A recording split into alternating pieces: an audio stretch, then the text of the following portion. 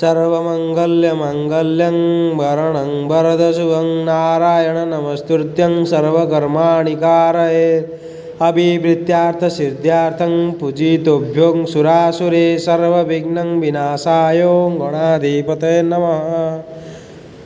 वाणी हिरण्यगर्भेभ्यं नमः। लक्ष्मीनारायणाभ्यं नमः। उमामहेश्वराभ्यं नमः। शशिपुरन्दराभ्यं नमः। इष्टदेवता कुलदेवता प्रधानदेवता श्री दुर्गा माताभ्यं नमो नमः।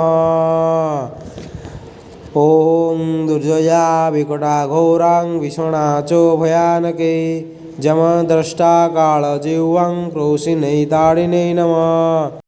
शिखिनादेकाशवास्तुदेवताभ्यं भूमि सन्तुष्टोर्भवः जजमानस्य सुखिनोर्भवः जस्कृति होम तत्पदं सफलं कुरुः।